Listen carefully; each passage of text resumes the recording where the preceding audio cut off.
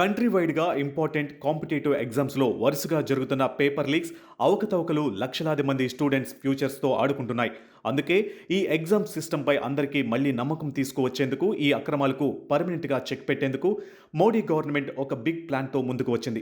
Students లైఫ్తో ఆడుకునే criminals already జైల్లో మగ్గుతున్నారని, వాళ్లను ఇంకా గట్టిగా పనిష్ చేయడానికి పార్లమెంటులో కొత్త లాస్ కూడా తీసుకొస్తున్నామని మోడీ చెప్పారు.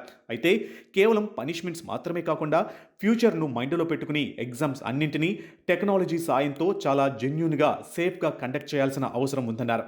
ఈ పెద్ద మిషన్ కోసం గ్లోబల్ లెవెల్లో ఐటీ ఎక్స్పర్ట్గా పేరున్న ఇన్ఫోసిస్ కో ఫౌండర్ నందన్ నీలేకని చైర్మన్గా ఒక పవర్ఫుల్ హై పవర్ టాస్క్ ఫోర్స్ను మోడీ స్టార్ట్ చేశారు.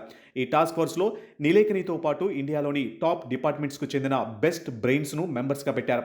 ఇస్రో మాజీ chairman S Somanath, intelligence bureau మాజీ director Tapan Deka, IIT Madras director professor V Kamakoti, former education secretary Anita Karwal, logistics expert Amrit Lal Meena ఈ టీంలో కీలక పాత్ర పోషించబోతున్నారు. నందన్ నీలేకనిని ఈ పోస్టులో నియమించడం వెనుక గత 25 సంవత్సరాలుగా వస్తున్న ఒక సెంటిమెంట్ అండ్ సక్సెస్ ఫార్ములా ఉంది. సెంటర్లో ఏ పార్టీ గవర్నమెంట్ ఉన్నా సరే, కంట్రీలో ఏదైనా పెద్ద ప్రాబ్లమ్స్ వచ్చి డిజిటల్ సొల్యూషన్ కావాలన్నా, పాలసీలు డిజైన్ చేయాలన్నా అందరూ నీలేకని విజన్ పైనే డిపెండ్ అవుతూ వచ్చారు. 1955లో బెంగళూరులో పుట్టిన నందన్ నీలేకని ఐఐటి బొంబాయి నుంచి ఎలక్ట్రికల్ ఇంజనీరింగ్ కంప్లీట్ చేశారు. ఆ తర్వాత పట్నీ కంప్యూటర్ సిస్టమ్స్లో వర్క్ చేస్తున్నప్పుడు ఆయనకు ఎన్ఆర్ నారాయణమూర్తితో పరిచయం ఏర్పడింది. 1981లో నారాయణమూర్తితో పాటు మరో 5గురితో కలిసి నీలేకని స్టార్ట్ చేసిందే ఈ ఇన్ఫోసిస్ కంపెనీ.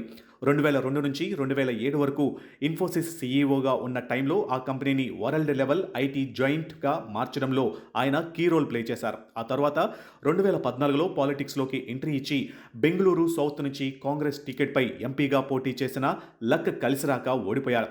2009లోనే ఇన్ఫోసిస్ రెస్పాన్సిబిలిటీస్ నుంచి బయటకు వచ్చిన నీలేకని అప్పటి మన్మోహన్ సింగ్ గవర్నమెంట్ రిక్వెస్ట్తో యుఐడిఏఐ ఫండింగ్ చైర్మన్గా క్యాబినెట్ మినిస్టర్ రేంజ్లో బాధ్యతలు తీసుకున్నారు. కంట్రీలో ప్రతి పౌరుడికి ఒకే డిజిటల్ ఐడెంటిటీని ఇస్తూ సబ్సిడీలలో ఫ్రాడ్స్ను అరికెట్టిన ఆధార్ ప్రాజెక్టును స్క్రాచ్ నుంచి డిజైన్ చేసి పర్ఫెక్ట్గా ఇంప్లిమెంట్ చేసింది ఈయనే. ఈరోజు వరల్డ్లోనే బిగ్గెస్ట్ డిజిటల్ ఐడెంటిటీ విప్లవంగా ఆధార్ నిలిచిందంటే దానికి నీలేకని వేసిన గట్టి ఫౌండేషనే రీజన్.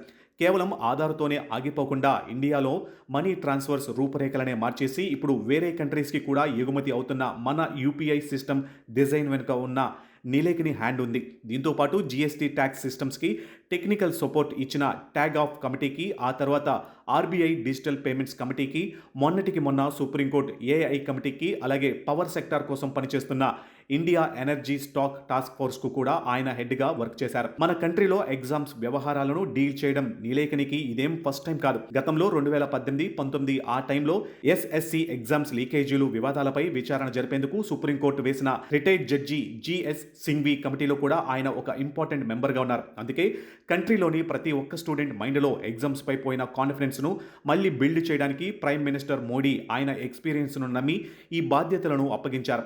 గవర్నమెంట్ అసెస్మెంట్ ప్రకారం ఎగ్జామ్స్లో జరుగుతున్న ప్రాబ్లమ్స్ కేవలం నార్మల్ ఆఫీసర్స్ వల్ల అయ్యేవి కావు. ఇవి టెక్నాలజీతో కనెక్ట్ అయ్యి ఉన్న చాలా కాంప్లికేటెడ్ ఇష్యూస్. ఆధార్, యూపీఐ లాంటి జాతీయ స్థాయి ప్రాజెక్టులను చాలా సక్సెస్ఫుల్గా రన్ చేసిన నీలేకని ఎక్స్పీరియన్స్ ఇప్పుడు నేషనల్ లెవెల్ ఎగ్జామ్స్ ఏజెన్సీల్లో లీకేజీలను అరికట్టడానికి ఎంతగానో హెల్ప్ అవుతుంది. ఫ్యూచర్లో రాబోయే ఎగ్జామ్స్ ప్రాపర్గా జరగడానికి ఇమ్మీడియట్గా తీసుకోవాల్సిన స్టెప్స్ చెప్పడంతో పాటు లీకేజీలకు అసలు ఛాన్స్ లేని ఒక 100% సెక్యూర్డ్ అండ్ ట్రాన్స్పరెంటెడ్ డిజిటల్ ఎగ్జామ్ సిస్టమ్ను క్రియేట్ చేయడమే ఈ high power team main goal.